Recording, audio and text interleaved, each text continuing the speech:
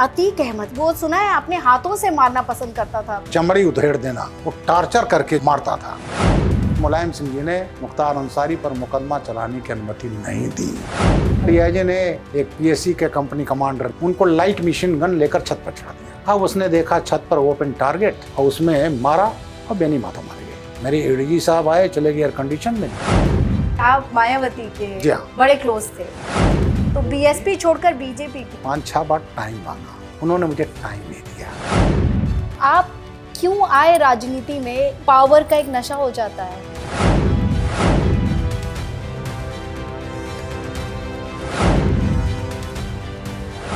हिंदुस्तान में दो चीजों पर बहुत जोर रहता है, खाकी और खादी। खाकी मतलब आईपीएस और खादी मतलब सांसद। खाकी और खादी के गठजोड़ तो खूब सुनाई देता है, लेकिन कोई खाकी वाला खादी भी हो जाए, ऐसा जिक्र कम ही मिलता है। प्राइम पॉडकास्ट में आज जो शख्स हमारे साथ हैं, खाकी भी वो पहन चुके हैं और खादी पहन रहे हैं। और सबसे खास बात यह है कि वो किस्सों का खजाना है उनके पास में। यूपी के पूर्व डीजीपी और बीजेपी के राज्यसभा सांसद बृजलाल सर आज हमारे साथ हैं। सीधे बात करते हैं बृजलाल सर से। सर, 1977 के आप बैच के आईपीएस रहे हैं। आप 19 एनकाउंटर कर चुके हैं। आप 4 टाइम प्रेसिडेंट अवार्डी भी रहे हैं, जिसमें से 2 बार आपको ब्रेवरी के लिए अवार्ड मिला है जी।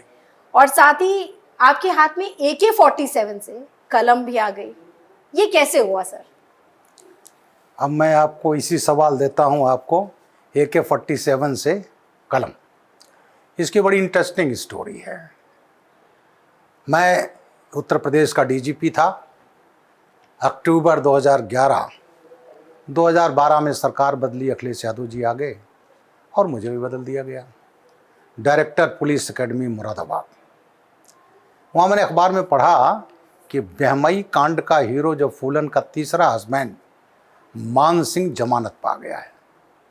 मैं जालौन का एडिशनल एसपी था, 22 अप्रैल 82 को गया था।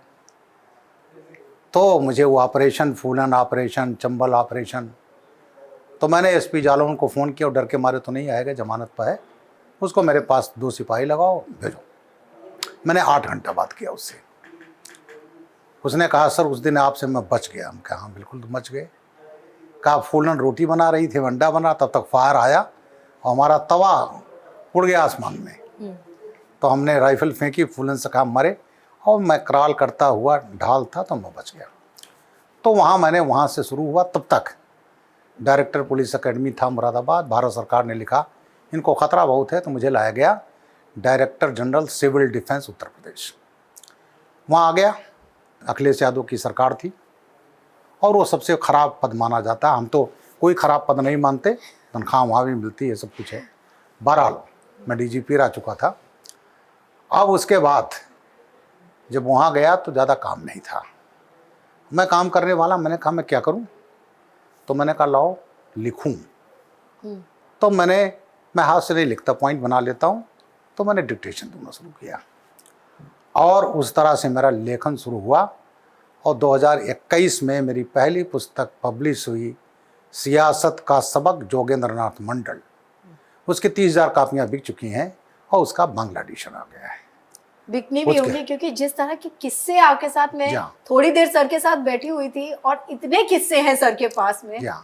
तो वहाँ पर जब मैं लेखन शुरू हुआ तो अब इसमें मेरी 10वीं किताब प्रिंट में है, 9 पब्लिश हो चुकी हैं। पहली किताब सियासत का सबक, जोगेंद्र नाथ मंडल का बांग्ला एडिशन आ गया है। इंडियन मुजाहिदीन निशाने पर गुजरात, वो टेररिज्म की इंसाइक्लोपीडिया, हिंदी में लिखा, फिर अंग्रेजी में लिख दिया, अब उसका गुजराती एडिशन आ गया है। तो इस तरह से मेरी 10वीं किताब प्रिंट में है।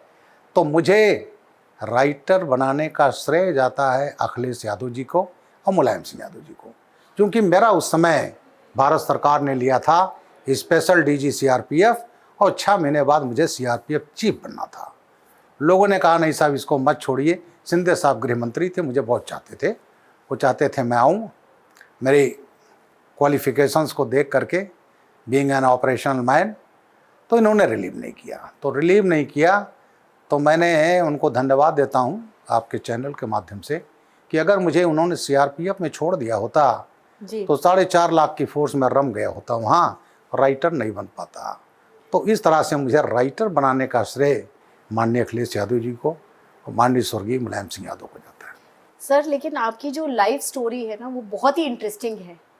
आपने कैसे शुरुआत करी गरीबी से, जिसे कहते हैं, वहां से आप कैसे इस पद तक पहुंचे और अब एक राजनेता आप हैं?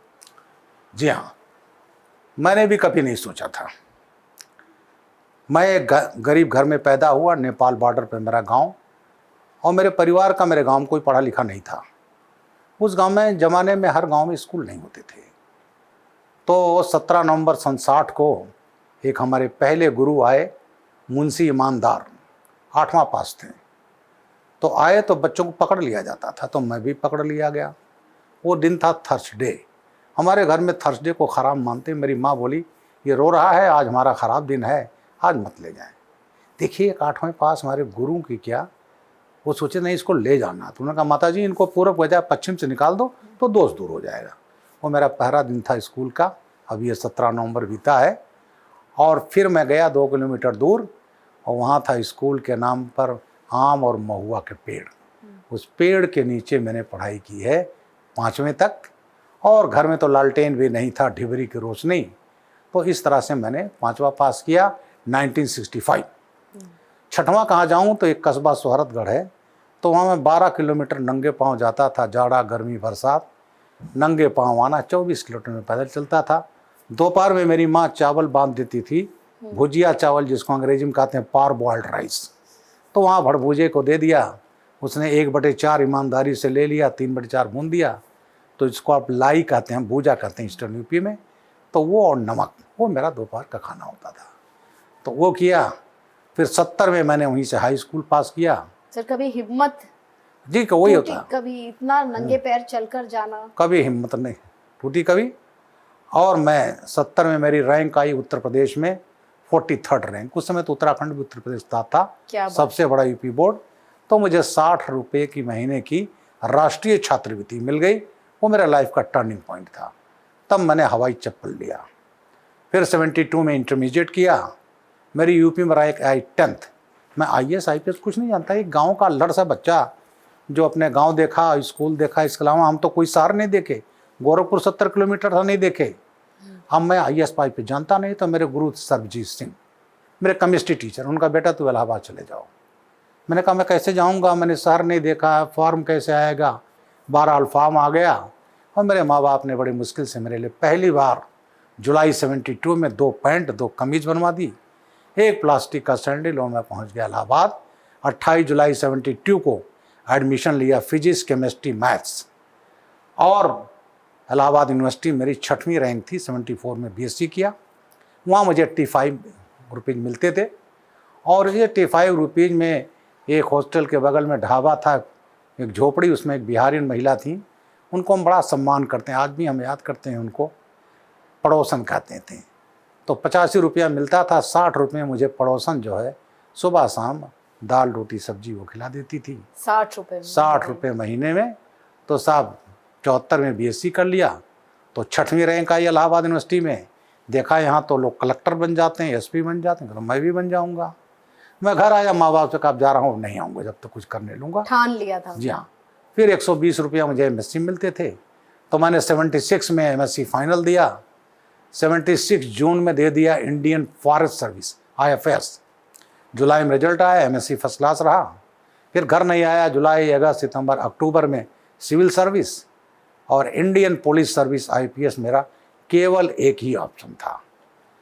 उसके बाद जब तक वो रिटर्न ख़त्म हुआ तब तक मैं इंडियन फॉरेस्ट सर्विस की रिटर्न परीक्षा में क्वालिफाई कर गया। और पहली बार 10 नवंबर 76 को दिल्ली देखा था, धवलपुर हाउस, नई दिल्ली, यूनियन पब्लिक कमीशन।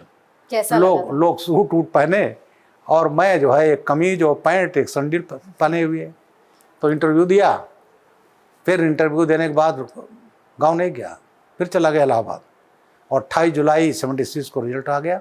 मैं IFS हो गया। तब मेरी उम्र थी 22 बरस 11 दिन, यंगेस्ट। तो उसके बाद जो है मैं गांव गया। 1 मार्च 77 को देहरादून बुला लिए गया फॉरेस्ट अकेडमी। वहाँ रहा 4 महीना 11 दिन, तब तक IPS में आ गया। तो मैंने पौने 38 वर्ष सर्व किया है, 37.5 वर्ष वर्दी पहनी है, 4 महीना इंडियन फॉरेस्ट सर्विस। तो मेरी ये बल्कि ये हमारी 10th बुक जो अभी अगले महीने आ जाएगी जी। उसका नाम ही रखा मैंने मेरा जीवन संघर्ष।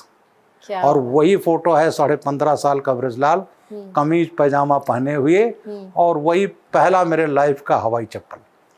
और आपको जब पहली सैलरी मिली क्या लिया आपने? एक ऐसा चप्पल है तो कि आपने- मुझे बड़ी तमन्ना थी, मेरे पास घड़ी नहीं था, एक बड़ा बड़ा लंबा हो जाएगा। घड़ी ना होने की वजह से मुझे आज भी वो दिन सालता है। मैं इंटरमीडिएट पढ़ रहा था, मैं 1 साल पहले अपना नंबर जोड़ लेता था, इतना इसमें लाऊंगा, इतना इसमें लाऊंगा, इसमें लाऊंगा। और मैं इम्तहान देने गया, पहले हिंदी हुआ बड़ा अच्छा, फिजिक्स हुआ बड़ा अच्छा, केमिस्ट्री हुआ बड़ा अच्छा। अब उसका बाद मैथ्स दे रहा था, 3 पेपर होते थे। फर्स्ट पेपर बहुत बढ़िया, सेकंड थर्ड में मेरे पास घड़ी नहीं थी, तो मैं टाइम का अंदाज नहीं लगा पाया, तो मेरा 13 नंबर क्वेश्चन छूट गया। अब अंग्रेजी के पेपर के लिए 1 हफ्ता गैप था, बहुत था। और जब ये हुआ मैं घर आया, मैं विक्षिप्त हो गया। आई न्यू कि मुझे 87% मिलेगा। मैं रोता रहता था, मैं डिप्रेशन में चला गया। मेरे माँ बाप, मैं रोता रहता था, मेरे माँ परेशान। फिर एक प्राइमरी के अध्यापक थे, वो बुलाए गए। सुबह इम्तहान है, शाम तक मैंने निश्चित नहीं किया कि मुझे इम्तहान देना है। मैं गया, बिना पढ़े हुए अंग्रेजी का इम्तहान दिया। तो अंग्रेजी में आया 62%, उस ज़माने में बहुत होता था फर्स्ट क्लास अंग्रेजी में लाना। और केमिस्ट्री में पाया, फिजिक्स में पाया 89%, मैथ में 86%, केमिस्ट्री 86%, हिंदी 72%, और मेरा आया 79%। 81% वाले ने टॉप किया था और मेरी रैंक आई 10th। तो मैं आज भी सोचता हूँ कि मेरे पास घड़ी होती तो मैं यूपी, मैं सोचता था टॉप करूँगा, रिजल्ट आएगा, फिर मीडिया वाले आएंगे, इंटरव्यू लेंगे।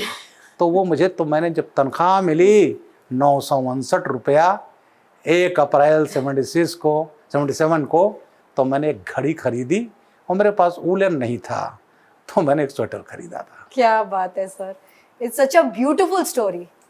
और सर आप एक पूर्व डीजीपी रहे हैं, अब एक राजनेता भी हैं आप हैं।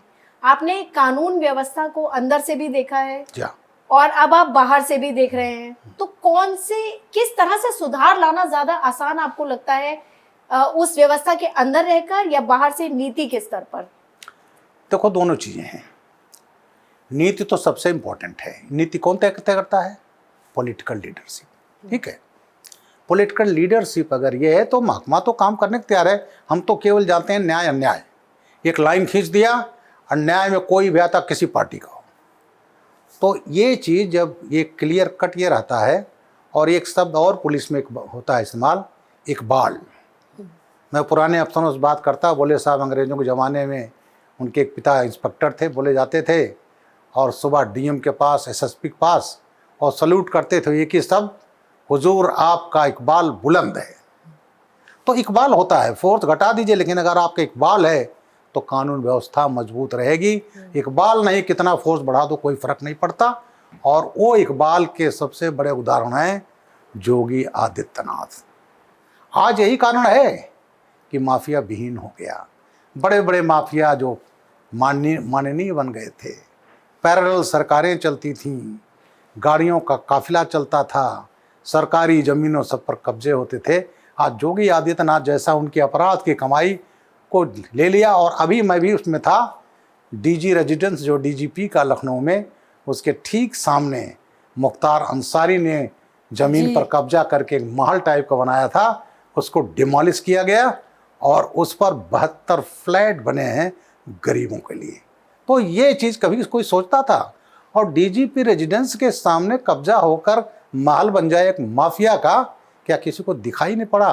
तो ये होता है क्लियर कट गाइडलाइन, और क्लियर कट होता है इकबाल। क्लियर कट करो, फोर्स तो तैयार है करने को। वही फोर्स पहले थी, वही फोर्स आज है। यही सवाल मेरा अगला था आपसे जी। कैसे मुख्तार अंसारी इतना बड़ा क्रिमिनल बन गया? मुख्तार अंसारी की शुरुआत होती, मेरी एक पुस्तक है 1.5 बिस्वा जमीन। मुड़ियार गांव है गाजीपुर में, गंगा के किनारे। वहाँ एक ठाकुर रमपत सिंह थे, पहलवान थे, पहलवानी बड़ा शौक होता है। उनके 6 बेटे थे और उनके सगे भतीजे थे साधु सिंह, मखनू सिंह।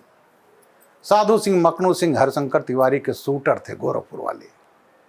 और जितने बड़े बड़े वहाँ बड़ी घटनाएं हुई, रविंदर सिंह विधायक का मर्डर हुआ, छात्र नेता बलवंत का, उस जमाने में तो BBC अनाउंस करता था गोरखपुर आसपास क्या क्या घटनाएं हो रही, मर्डर्स हो रहे हैं।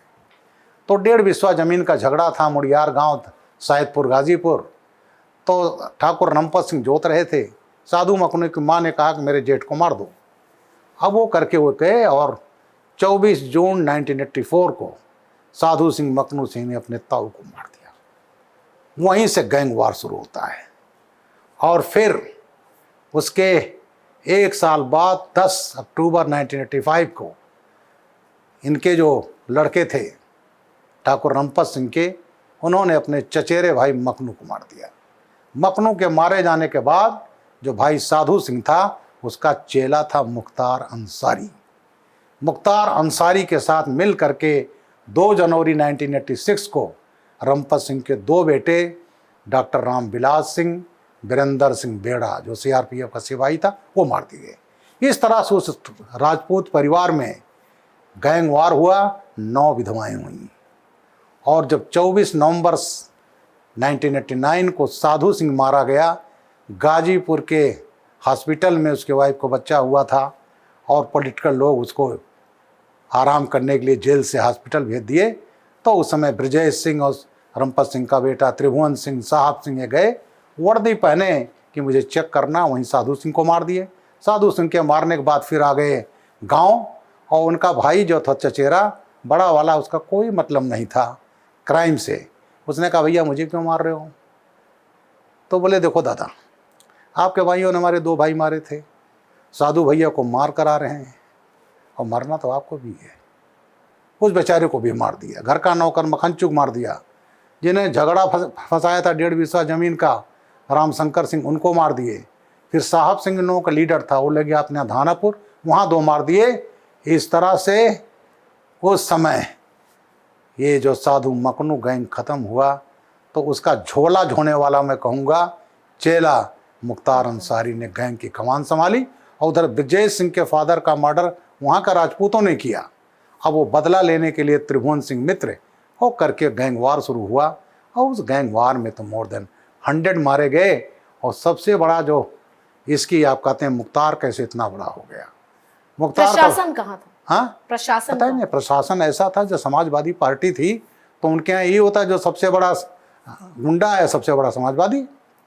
तो 1985 के चुनाव में गाजीपुर में इंदिरा जी के मरने के बाद सब कांग्रेस की सीट आई। एक अफजाल अंसारी जीता कम्युनिस्ट पार्टी से, मुख्तार अंसारी का बड़ा भाई।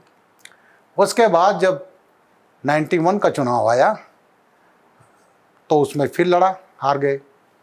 और फिर 93 का चुनाव था जिसमें काशीराम जी ने साथ दिया मुलायम सिंह का। मिले मुलायम काशीराम, हवा में उड़ गए जय श्री राम। तो उसमें मुख्तार ने जेल में था, इसने टिकट मांगा गाजीपुर सदर से, और उसके बाद काशीराम जी ने नहीं दिया। अपने खास उनके व्यक्ति थे, उनके सहयोगी विश्वनाथ राम मुनि दलित थे, जनरल सीट पर उनको दे दिया। मुख्तार खारे को सीट पर उनको दे दिया। तो 21 नवंबर 1985 को गाजीपुर सदर का चुनाव होना था। उसके एक दिन पहले रायदोपुर कॉलोनी से वो निकले और वहीं पर मोटरसाइकिल आती है, विश्वनाथ राम मुनि मार दिए गए। और वहाँ फिर बाई इलेक्शन हुआ, फिर मुख्तार लड़ा, हार गया, और उसमें BSP के कैंडिडेट थे, वो जीत गए।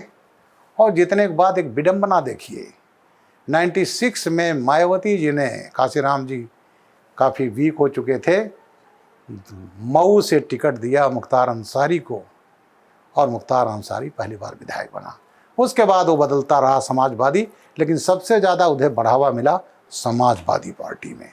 फिर तो उसने पैरेलल इकोनॉमी चलाई, जितने संस्थान से ठेका पट्टा, अरे यहाँ तक कि मछलियाँ जो आंध्रा से आती थी पर केजी उसका उस पर तय होता था। और फिर उसने क्रोर्स बनाए, लगातार विधायक होता था बाहुबल पर। तो इस तरह से मुख्तार अंसारी ने इतना बड़ा साम्राज्य बनाया था, हंड्रेड्स एंड हंड्रेड्स करोड़। इनका डाउनफॉल तब शुरू होता है जब योगी आदित्यनाथ आए। जेल, पहले भी जेल में थे। 2005 में जब इन्होंने कृष्णानंद राय का मर्डर कराया, उस गाड़ी पर 600 गोलियां चली थी। कृष्णानंद राय बीजेपी के विधायक थे, उनको मात्र 67 गोली लगी थी। उनके सभी 6-7 साथी मार दिए गए थे। और मुख्तार ने थोड़े दिन पहले जेल में सरेंडर होकर कोर्ट में, और गाजीपुर से मुलायम सिंह जी से कह करके फतेहगढ़ जेल में आ गया सेफ्टी के लिए। जी हाँ। और जब गोली चल रही थी उसमें था मुन्ना बजरंगी, संजीव जीवा, शहाबुद्दीन, अताउर रहमान बाबू, प्रभजोत डिम्पी, ये सब। तो इतना उतावला हो गया, इसको पल पल की खबर मिल रही थी। उसने एक इसके गैंग के थे, वो फैजाबाद जेल में बंद थे। इन्होंने भोजपुरी में बोला, ठाकुर अरे मुन्नवा ने मार दिया, और उनका चुटैया काट लिया। चुटी मैंने चूटी रखते थे वो। तो इस तरह से वो जो बात कर रहा था वो एसटीएफ के लागर में लॉक हो गया, और इसे मुख्तार को जमानत नहीं हो पाई। तो इस तरह से मुख्तार में उसमें आईजी लॉ एंड ऑर्डर था, हमको भी मालूम था और सबको मालूम था। एसपी ने कहा मुख्तार भाई के यहाँ रेड कैसे हो, अपने जेल में हो गया, और जितने बदमाश उसके घर में आगे फाटक, सबको मालूम। एसपी ने कहा डीआई साहब से बात कर लो। अब डीआई साहब ने कहा आईजी से बात कर लो। आईजी ने कहा डीजी से बात कर लो। तो डीजी ऑफिस के एक आईजी रैंक के अफसर गए, टॉप पर नाम नहीं लूँगा, गए कि साहब कृष्ण राय मार दिए जाएंगे, पूरे बदमाश इकट्ठा हुए हैं। सर नाम तो लेना चाहिए। हाँ नहीं चलेगा, नहीं बिल्कुल। फिर उन्होंने कहा मेरे छोटे भाई से बात कर लो। तो वो गए, उन्होंने एक कान से सुना, दूसरे कान से निकाल दिया, और कृष्णानंद राय मार दिए गए। उसके पहले आपको याद होगा मुख्तार ने एक लाइट मशीन गन मंगाया था, LMG। उसका नाम था बाबूलाल यादव। उसका मामा था मुन्नर यादव जो मुख्तार का गनर था। और उसने कहा 500 मीटर दूर से 550 गोली पर मिनट कृष्णानंद राय को उड़ा दे। हमारे शैलेंद्र प्रताप सिंह डिप्टी एसपी थे, नया यंग, उसने पकड़ लिया लाइट मशीन गन जो फौज से चोरी करके लाई गई थी, का 400-500 कारतूस। और तब मुकदमा कायम हुआ था पोटा, प्रिवेंशन ऑफ टेररिज्म एक्ट, क्योंकि टाडा तो कांग्रेस खत्म कर चुकी थी 1990 में, जब कश्मीर जल रहा था जी, पंजाब का शांत हुआ था, तभी टाडा लाया था कांग्रेस जमाने में, terrorist and destructive activities act. उसके बाद जब ये हुआ तो 96 में कांग्रेस ने खत्म कर दिया टाडा। फिर अटल जी जब आए तो लाया गया पोटा, प्रिवेंशन ऑफ। तो मुख्तार अंसारी के खिलाफ वो चूंकि उसका टोटल रिकॉर्डेड था, तो कायम हुआ पोटा, प्रिवेंशन ऑफ टेररिज्म एक्ट। और जैसे मनमोहन सिंह 2004 में आते हैं, वैसे पहले पोटा भी खत्म किया। तो जब वो पोटा में मुकदमा कायम हुआ, हाय तौबा मच गया। मैं तो डीजी ऑफिस में था जी। उस लड़के को इतनी गालियां, मुख्तार के खिलाफ क्यों कर लिया, ये कर लिया, वो उसे इतना प्रताड़ित किया गया कि 10 फरवरी 2005 को ही हैड टू रिजाइन। उसने इस्तीफा दे दिया। अब चूंकि मुकदमा कायम होगा, इन्वेस्टिगेशन हुआ, चार्जशीट के पहले गवर्नमेंट की परमिशन ली जाती है जी। मतलब फाइल जाती है मुख्यमंत्री तक। बिल्कुल। तो माननीय मुलायम सिंह जी ने मुख्तार अंसारी पर मुकदमा चलाने की अनुमति नहीं दी। मुन्नर यादव, बाबूलाल यादव को दिया, दोनों को 10-10 साल की सजा हो गई। तो अगर मैं कहता हूँ, सबको मालूम था, मैं कहूँगा समाजवादी पार्टी से मिली भगत से जो है कृष्णानंद राय मारे गए। इसी तरह से राजू पाल विधायक मारे गए थे, जिसको अतीक ने मारा। सबको जानकारी तो तय होता था मर्डर करना है, सबको मालूम। इसके बाद भी कृष्णानंद राय 600 गोलियां चलती हैं और 67 गोली उस विधायक को लगती है। तो ये था हाल उस जमाने में, तो जिसको मैं मेरी पर्सनल नॉलेज हमने देखा। सर यूपी कांग्रेस के अध्यक्ष हैं अजय राय, उनके भाई को मुख्तार ने मारा था। ऐसा है, अजय राय थे ब्रजेश सिंह के पास माफिया, और ये उस केस में नामजद हुए थे, म्यासाना गुजरात में मर्डर किया था, उसके मुलजिम रहे हैं। तमाम आपराधिक केसेज हैं, और इनके 3 भाई मुख्तार ने मारा। अवधेश राय, जिसमें मुख्तार को आजम कारावास की सजा हुई, उसके बावजूद उन्होंने सपोर्ट किया। 2 भाई 3 भाई इनके मारे गए, मुख्तार ने मारा। और एक समय स्टेज आया चुनाव के लिए, मुख्तार से भी हाथ मिला लिया। तो अजय राय को अगर कांग्रेस पार्टी अध्यक्ष बनाती है, जिसका इतिहास ये है, तो फिर वो वही होता ना। आज की प्रदेश के लोग जो हैं वो सब जानते हैं क्या हुआ बिहार में। जब इतना वोट पड़ रहा था तो लोग समझ रहे थे एंटी इनकम्बेंसी है, लेकिन वोट डाल रहे थे जंगल राज ना आए। तो आज जो है जयराज जैसे इनका इतिहास ये रहा है, अगर वो कांग्रेस के अध्यक्ष रहेंगे तो उसका रिजल्ट क्या होगा वो सबको मालूम है। बहुत सारे लोग यहाँ पर लाइन ऑफ फायर में हैं और बहुत सारे ऐसे किस्से हैं जो अभी हमें सुनने बाकी हैं। आप यहीं रहिएगा प्राइम पॉडकास्ट पर। फिलहाल वक्त होगा एक छोटे से ब्रेक का।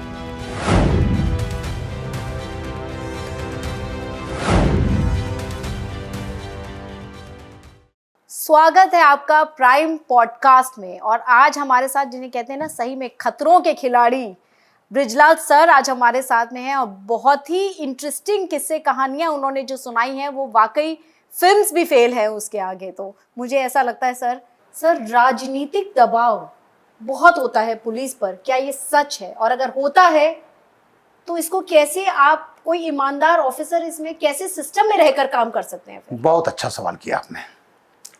जो अफसर ये कहे कि मेरे ऊपर राजनीतिक दबाव इसलिए मैं काम नहीं कर पा रहा हूं, तो उसको दो ही कारण हो सकते हैं, या तो बेईमान है या तो अक्षम है। He is not suitable to head the district. क्योंकि तमाम लोग जाते हैं और जो पॉलिटिकल उससे अब करा कर जाओगे तो उनके लिए, अब आपको लालच है हमें जिले में रहना है और कई उसके कारण भी हैं, उसको बताने की ज़रूरत नहीं है। अब आप बताऊं कि मैंने पॉलिटिकल क्यों नहीं माना। वो दिन था 18 दिसंबर 1989। माननीय मुलायम सिंह जी 5 दिसंबर 89 को पहली बार मुख्यमंत्री बने।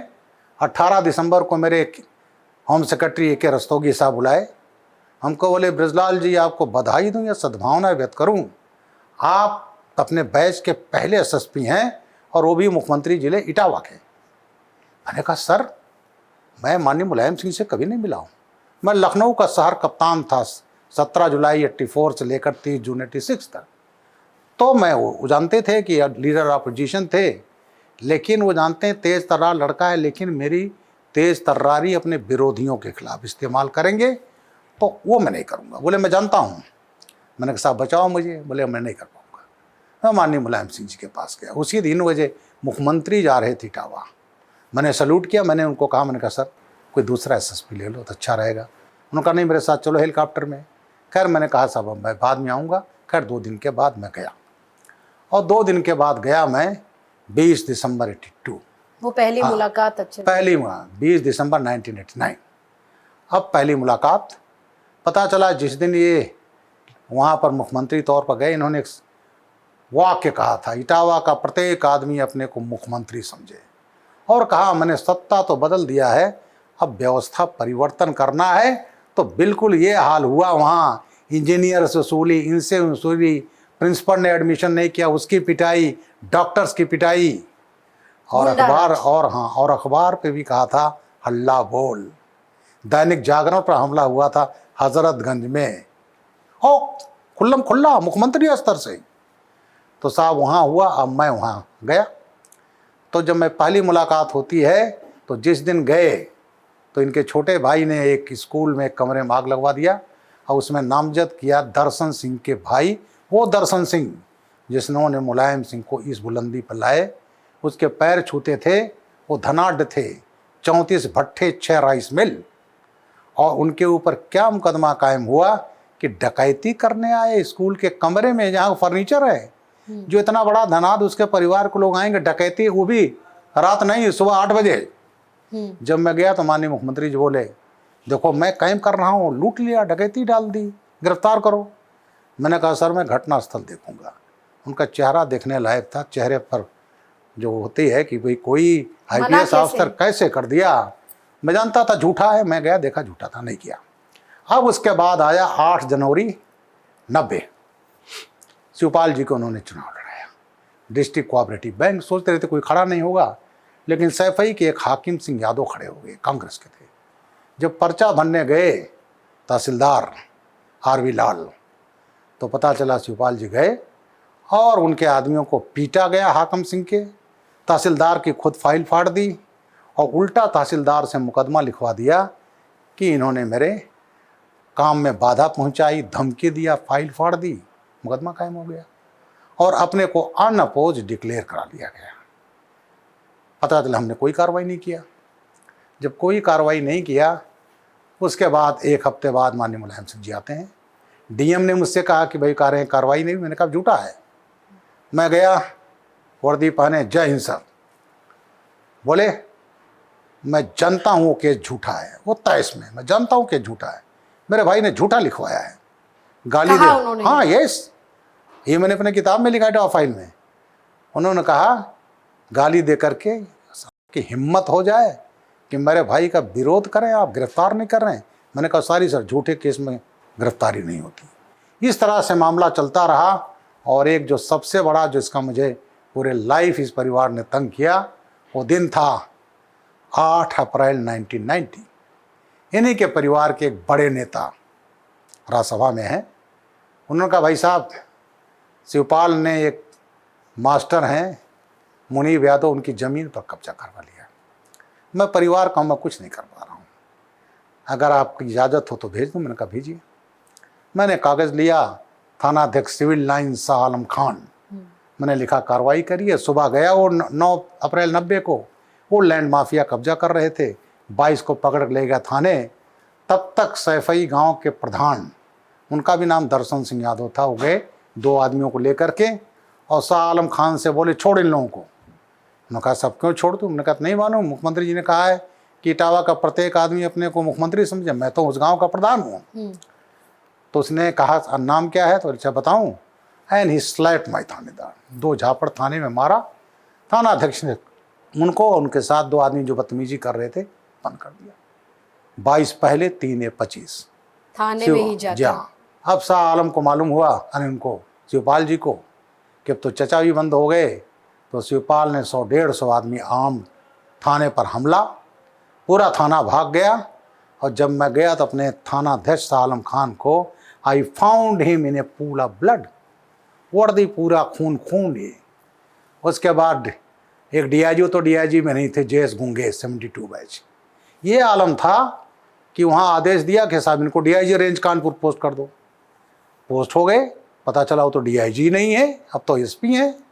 मीडिया ने उठाया तो बोले कोई बात, हटाएंगे नहीं, उनको कहिए ऑर्डर करिए कि एसपी के रूप में डीआईजी का काम देखेंगे। अब वो आ गए इटावा, आ करके वो शिवपाल जी के घर गए और उन्होंने जो मुलजिम छुड़ाए गए थे उनसे सड़क छाप मुकदमा, थाना अध्यक्ष ने मेरी घड़ी छीन ली, मेरा चेन छीन लिया और 4 मुकदमा लूट और डकैती का फर्जी। डीआईजी साहब रात में आते हैं डाक बंगले में, तो शिवपाल जी के घर नहीं जाता। तो हमसे बोले इतने उतावले, एसएसपी साहब मुख्यमंत्री जी चाहते हैं शिवपाल को आज ही क्लीन चिट दिया जाएगा और शाह आलम खान को जेल भेज दिया। मैंने कहा व्हाट आर यू टॉकिंग? जिसको पीटा गया, जिसके सब मुलजिम छोड़ लिए गए, बोले वो तो मैं भी जानता हूँ, लेकिन मुख्यमंत्री जी की एक इच्छा है। तो मैंने कहा जब तक ब्रजलाल एसएसपी है तब तक ना आप कर पाओगे ना मुलायम सिंह जी कर पाएंगे। थाना अध्यक्ष बुलाए गए और उसके बाद जैसे क्या हुआ, डीआईजी ने पूछा, साहब शिवपाल जी आए? उन्होंने कहा नहीं शिवपाल जी नहीं आए थाने। बोले साहब वही आए? डीआईजी ये कह? हाँ डीआईजी। तो वो कर डीआईजी बोले ऐसा सच बोलने से क्या फ़ायदा जिससे खुद के हाथ पांव कट जाएं। वो बड़ा इमोशनल हो गया, उसके मुंह से निकला सर ये वर्दीधारी के अलावा मैं देश का नागरिक हूँ। तो उन्होंने कागज़ फेंका, उठा कागज़, लिख इस्तीफ़ा ज़बरदस्ती लिखवाऊँगा। तब मैंने अपने डीआईजी को सर भी नहीं कहा, मैंने कहा this is too much mister Gungesh, Shah Alam चल मुकदमा कायम कर। और मैंने 9 अप्रैल 90 को शिवपाल जी, इनके चचा सैफी प्रधान और लोगों नामजद मुकदमा कायम कराया था। फिर बड़ी लंबी कहानी, मुझे ट्रेनिंग भेज दिया गया, फिर ये भेज दिया गया। उस केस में सीआईडी की टीम गई, सीआईडी में लगता है महीनों 10 दिन में CID inquiry finalise. Shah Alam का प्रोसिक्यूशन चार्जशीट सीआईडी ने, और मेरे खिलाफ डिपार्टमेंटल एक्शन, मेजर पेनाल्टी जिसमें बर्खास्त किया जा सकता है। तो मैंने डिपार्टमेंटल जेल में झुका नहीं। और कैसे फेस किया लेकिन आपने ये? देखिए एक वो था, देखो एक चीज़ ये था, संविधान की शपथ लेकर हम करते हैं वही करेंगे जो सही होगा। ईश्वर ने मुझे कुछ ऐसा दिया था, मुझे अब याद, आपने बड़ी अच्छी बात की, जब मुझे 3 महीना में आजमगढ़ से हटा दिया गया, पीएसी में भेजा था, और मुझे एक लिखित आर्डर कि इनको इटावा ना जाने दिया जाए। फिर साहब 1 महीने बाद मेरे डीआईजी ने कहा नहीं मैं देता हूँ। मैं गया, अपने परिवार ले आया, और वहाँ मकान नहीं था, लेकिन मेरे पास 25 मेन पर्सनल सिक्योरिटी थी, भारत सरकार की उस पर दी गई थी, ये हटा भी नहीं पाते थे। अब मैं वहाँ गया, लड़कों के लिए टेंट लग गया, एक डीएसपी लेवल का मकान बन रहा था, हैंड पंप लगाया, बिजली के खींचा लगाया, मैंने वाइफ से कहा इन्होंने नरक समझ के किया गया, हम लोग स्वर्ग समझ कर रहेंगे। हम तो गांव में रहते थे, देखो पानी भी है, हैंडपम्प भी है, पंखा भी है, बिजली भी है। हम लोगों ने कहा यहाँ हम रहेंगे। मुझे 3 महीना 90 दिन हुए तो सुबह सुबह घंटी बजी, मैं निकला, एक वायरलेस आया, मेरी पत्नी पीछे पीछे, अब तो दुनिया में नहीं है वो। तो बोले क्या हुआ? हमने कहा नरक में भी जगह नहीं मिला। मैंने कहा तुम बच्चों को पालो, मैं जा रहा हूँ। 8 बजे दफ्तर खोला, हैंड ओवर किया और ठीक 10 बजे पहुँच गया SPOWCID बनारस। मैंने अपने DG को फ़ोन किया, उनकी हिम्मत नहीं उठाने की। नंबर 2 थे 59 बैच जैकब जैक्सन सर, वो मेरे DIG रह चुके थे जब मैं लखनऊ का SP था। तो बड़े खुश हुए, वो सोचते थे बवाल करेगा, बड़ा अच्छा हुआ आपने ज्वाइन किया। मैंने कहा देखिए सर, पेट है इसलिए नौकरी कर रहे हैं, और सर नौकरी करना है तो I have to obey the order, I have obeyed the order. 8 बजे पहुंचता, 10 बजे मैं दफ्तर में हूँ। लेकिन सर आप लोग जो कर रहे हो, पता नहीं कि ईश्वर को मानते या नहीं मानते, लेकिन जब अपने गिरबान में झांकोगे तो माफ़ नहीं कर पाओगे। And I band the phone. फिर मेरे और शुभेच्छु थे DIG PSB प्रसाद, वो DIG फैजाबाद में, मैं बाराबंकी का SP था। वो DIG इंटेलिजेंस से डेली मुलायम सिंह जी को ही ब्रीफिंग देते थे। मैंने उनको फ़ोन मिलाया, एग्जैक्ट साउथ के थे। Good morning sir, Brajlal SPOWCID। बोले व्हाट इज हैपनिंग? मैंने कहा इट हैपन सर। बोले it never happen every day my son, और रोने लगे। मैंने कहा सर यू आर वीपिंग, मेरा मनोबल गिर जाएगा, मैं आ रहा हूँ। मैं दूसरे दिन गया, मुझे काफ़ी पिलाया। बोले ब्रजलाल एक बात कहना चाहता हूँ, बताओ। मैं टाइम दिला दूंगा, तुम जाना हाथ जोड़ के कहना सर गलती हुई माफ़ कर दो। मैंने कहा रात में सोच लूँ। मैं सुबह गया, नहीं मिलूँगा सर। क्यों? मैंने सर गरीबी में पैदा हुआ। हमारे यहाँ ईस्टर्न यूपी में कहावत कहा जाता है, जो गरीब साधु होते हैं ना, वो जो लौकी होती है सूखी, उसका कमंडल बना लेते हैं, उसको हम अपनी भाषा में तुमड़ी कहते हैं। तो मैंने कहा सर, हमारे कहावत कहा था तुमड़ी लेकर भीख मांगने गए, भीख नहीं मिली, कमंडल और तोड़ दिया। अपना कमंडल नहीं तोड़ना चाहता सर। और सर एक चीज़ और बता दूं, IPS ऑफिसर हूँ, राष्ट्रपति का अपॉइंटी हूँ, ये रिकमेंड कर सकते, और सर जो है बाकी काम तो राष्ट्रपति का है।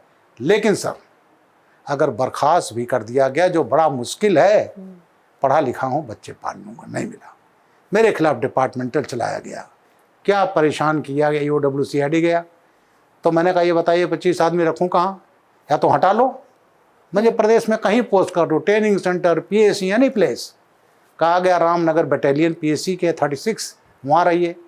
तो मुझे गेस्ट हाउस नाम पे पुराना सड़ा हुआ 10 बाई 12 का कमरा दिया गया। मतलब जितना टॉर्चर कर सकते थे। सामने मैदान, वहाँ PSC कैंप कर गई, उस सड़े हुए कमरे में मैं 10 महीने रहा हूँ। कहा गया देखिए और आप रहिए, आपके PSC आपकी सुरक्षा करेगी। और उस समय क्या आपका और दृढ़ हो गया? जी हाँ, दृढ़ बिल्कुल। मैंने कहा आप तो कर, जो होना होगा। और उसके बाद माननीय कल्याण सिंह 91 में मुख्यमंत्री बनते, तो मेरी तलाश हुई। फिर लाया गया SSP मेरठ, और वहाँ मैं रहा 2.25 साल। वहीं से SSP आगरा जब आया तब तक मैं DIG हो गया। उसके 1 महीने बाद तो ये आ गए थे। अगर मैं उस समय DIG ना हुआ तो कोर्ट के आर्डर से हम लोग 34 DIG हुए थे, तो सर मैं DIG नहीं बन पाता। फिर उसके बाद एक अंत में कहूँगा, मुझे फिर ऐसी जगह किया गया जहाँ बिजली नहीं आ रही है।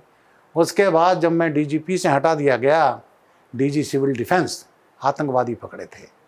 तो 2 आतंकवादी थे, खालिद मुजाहिद, तारिक कासमी। वो लखनऊ जेल में बंद थे, अयोध्या कोर्ट में गए गवाही देने। वो दिन था 18 मई 2013। लौटते समय खालिद मुजाहिद को लू लग गई, वो मर गया। तो कहा गया ब्रजलाल ने मरवा दिया। मैं अपने दफ्तर में बैठा हूँ, non police organisation civil defence, कि इसने पकड़ा था, इसने मरवा दिया गया। कहा गया अगर ब्रजलाल को जेल भेज दो तो बाकी जितने माइनॉरिटी के हैं वो सब सपा को वोट दे देंगे। तो मेरे खिलाफ अखिलेश यादव जी ने 19 मई 2013 की प्रातः बाराबंकी कोतवाली में मर्डर का मुकदमा कायम किया। विक्रम सर तो रिटायर हो चुके थे, विक्रम सिंह, उनके ऊपर भी कायम किया। लेकिन नंबर 1 मुलजिम मैं और मेरे 39 पुलिसजनों को। एक अफसर मेरा रात में आया चुपके से, मैं राजभवन कॉलोनी में रहा था। बोले सर बड़ा प्रेशर है, आपको गिरफ्तार कर लेंगे, आप हट जाओ। मैंने कहा भैया आप तो नौकरी के 1.5-2 साल बचे हैं, अब देश हित में काम करने पे जेल गया तो जेल में रहूँगा, लेकिन झुकूंगा नहीं। फिर इन्होंने अखिलेश जी ने केस CBI को सीबीआई ने 2-3 महीने में कह दिया कि झूठा है। फिर क्राइम ब्रांच सीआईडी को दे दिया। एक अफसर था जिसको मैं पसंद नहीं करता था उसके, तो पता चला वो आईजी था। इंस्पेक्टर्स को बुला बुला करके एविडेंस क्रिएट करो, इसको जेल भेजना है साहब। वो भी खैर तब तक योगी आदित्यनाथ जी आ गए, तब मैं उस मर्डर केस से, तो कोई भी ऐसा चीज़ ना जो हथकंडा, तो ये मैं कहता हूँ कि दबाव नहीं, अगर हम आज भी कहता हूँ अगर कोई अफसर अपने उस पर रहेगा तो आप कुछ नहीं कर सकते। और जो दबाव में गलत काम करते हैं, मैंने 2 चीफ सेक्रेटरी को देखा है यूपी में जेल जाते हुए, सजा काटते हुए, कई आईएएस अफसरों को, आईपीएस अफसरों को देखा है। तो मैं कहता हूँ गलत मत करना, क्योंकि तो गलत करवा करके अलग हो जाएंगे, भुगतना तो आपको पड़ेगा। तो इसलिए मैं समझता हूँ आपके सवाल का जवाब हो गया कि दबाव वो कहता है या तो बेईमान है या अक्षम है, तो यही होता है, और बाकी कोई तीसरा कारण नहीं होता। प्राइम पॉडकास्ट पर अभी बहुत सारे किस्से और कहानियां बाकी हैं। हम बृजलाल सर से जानेंगे, बहुत सारे ऐसे नाम अभी आने बाकी हैं जो वो हमें बताएंगे राजनीतिक दलों के, और साथ ही एनकाउंटर्स की स्टोरी हम जानेंगे। तो देखते रहिए प्राइम न्यूज। सर, आपने इतने एनकाउंटर किए, एक फैमिली पे बहुत प्रेशर होता है। जिस तरह से आपने ब्रेवरी दिखाई, ये कहिए फैमिली ने भी उतनी ही ब्रेवरी दिखाई होगी। जो ऑपरेशन होते हैं ये सेंसिटिव होता है। देखो, परिवार हमेशा दिखता है, क्योंकि वहाँ तो डू और डाई, तो इस पर होता है, तो कभी परिवार से डिस्कस नहीं किया जाता, नेवर। आप सबसे यंगेस्ट डीजीपी रहे, इसका आप क्रेडिट किसको देंगे? I was one of the youngest. Credit जब तेजस्वी यादव को बनाया गया सीएम फेस कि अब तो आरजेडी साफ हो जाएगी, तो कैसे आपने पहले ऐसा क्या तेजस्वी यादव ने कर दिया ऐसा कि आपको लगा कि आरजेडी साफ हो जाएगी? जी हाँ, मैंने जंगल राज देखा है। यूपी के सबसे भ्रष्ट नेता, वो समाजवादी सरकार में ही ये हुआ। यूपी के सबसे ईमानदार नेता, मैं उसको कहूँगा